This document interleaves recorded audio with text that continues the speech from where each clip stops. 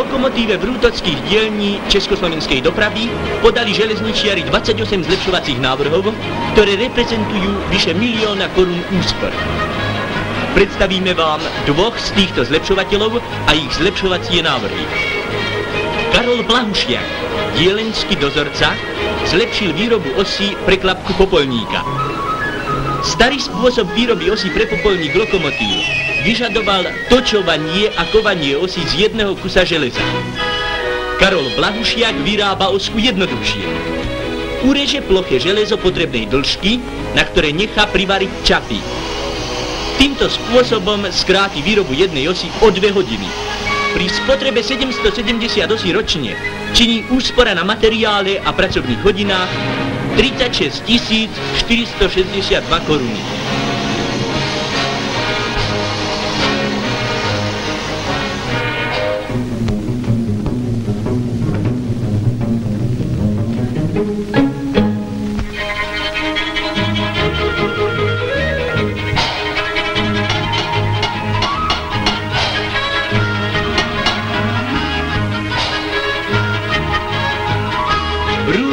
Plamenice v kotloch pre lokomotívy sa musia obrubovať. Doteraz sa to robilo takto, kladivo.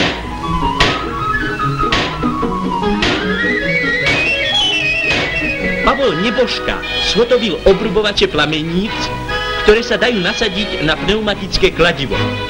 Týmto spôsobom obrubovania rúr zníži sa fyzická námaha robotníkov a ušetrí sa pracovný čas. Úspora činí do roka 43 656 korún. V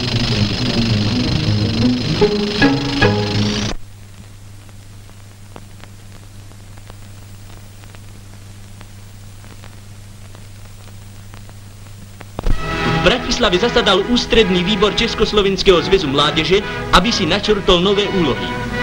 K zhromaždeným úderníkom a hrdinom práce strate mládeže, závodov a jednotných rolníckych družstiev prehovoril podpredseda Slovenského ústredného výboru Československého zväzu mládeže, súdruh Toman, ktorý zhodnotil dosiaľ vykonanú prácu a uviedol ďalší pracovný program.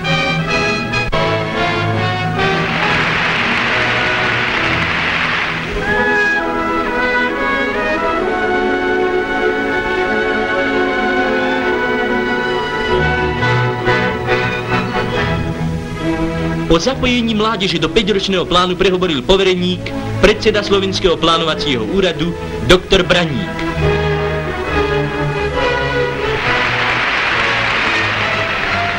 Snemovanie mládeže prišla pozdraviť aj delegácia závodnej skupiny Československého zväzu mládeže z Trnavského Kovosmaltu, ktorá sa nadšene zapojuje do budovateľského úsilia.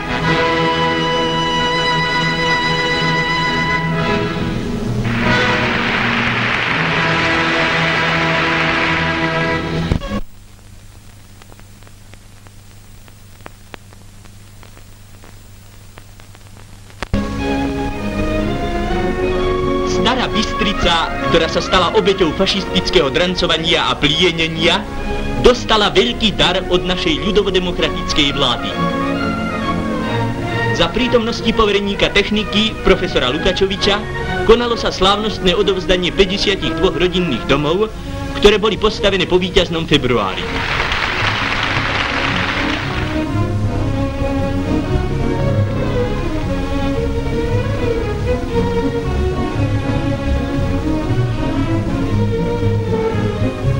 Občania ďakujú svojej vláde za starostlivosť a pomoc. Lebo nové domy, to je začiatok nového života v kraji, z ktorého bieda vyháňala ľudí. Elektrina v Starobystrickej doline. Svetlo a život v kraji, kde dlhé roky kráľovala len bieda a beznádej. Je radostné a krásne zažívať také dni, ako bola nedeľa v Starej Bystrici. Lebo to sú dôkazy, že naša cesta je správna, že budujeme šťastie nášho ľudu a istotu pre prichádzajúce pokolenia.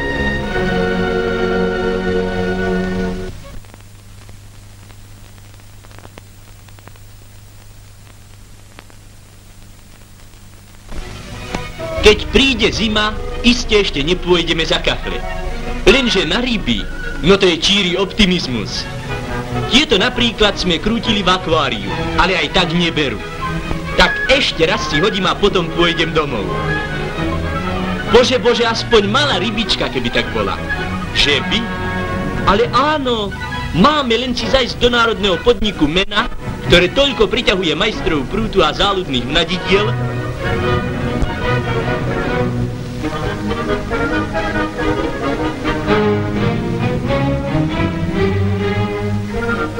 To je úroda dokonca vo vode, lenže v pračke. V národnom podniku ryba si totiž cenia hygienu nadovšetko, keď pripravujú rybacie maškrty aj pre nerybárov.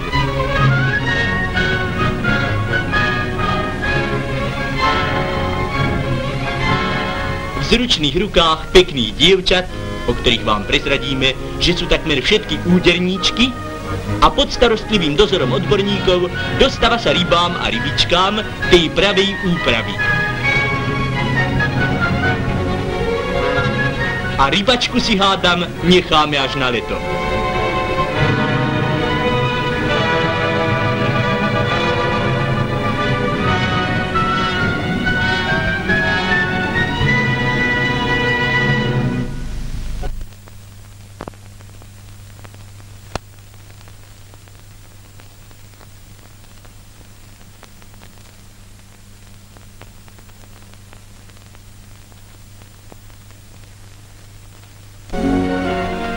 V rázovitom Pohronskom kraji stojí závod, ktorý nesie skromné meno Preglejkáreň Československých štátnych lesov v Žarnovici. Jeho história je krátka. Menia tu drevo našich lesov na zlato s takým nadšením, že od roku 1946 zvýšili výrobnú kapacitu o plných 700%. Pri lúpacom stroji sa pracuje na 2 smeny. A obidve smeny sú úderné, čím je daná náležitá odpoveď na otázku, ako je možné takto stupňovať výkon.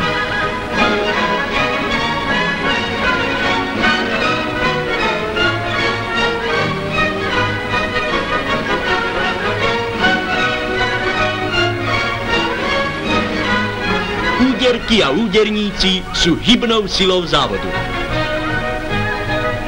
Do 9. zjazdu strany sa zaviazali, že svojím príkladom a praktickou pomocou všetkým súdruhom zvýšia počet úderníkov o 100%. Žarnovické výrobky majú najlepšie meno nie len u nás, ale aj v cudzine. V rukách našich robotníkov mení sa drevo na zlato. Chceme vyrábať ešte viac a ešte lepšie. Preto v Žarnovici budujú. Súdruhovia z Gottwaldových závodov v Kráľovom Poli sa zaviazali, že do 9. zjazdu strany vybudujú a dajú do prevádzky jeden z najväčších žeriavov svojho druhu v Európe. Bude to pravý opor medzi žeriavmi, ktorý podstatne zvýši výrobnú kapacitu zorného závodu v Žarnovici.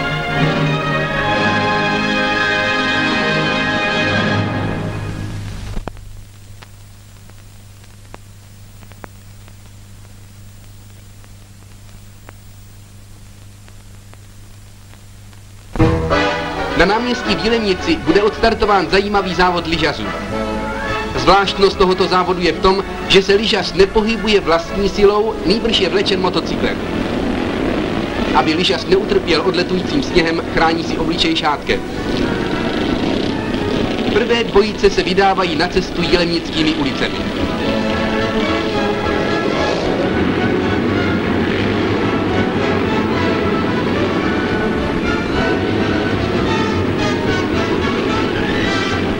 Jejich jízda není lehká, protože dosahují místy rychlosti hodně přes 80 km. Zatímco tyto rychlosti nečiní jezdcům na rovinkách potíže, mají toho lyžaři v zatáčkách plné ruce i nohy. Lyžaři strhávají motocyklisty a naopak zase motocyklisté vyšinují ze směru lyžaře. Proto také ne každý lyžař projede zatáčkou ve vertikální poloze.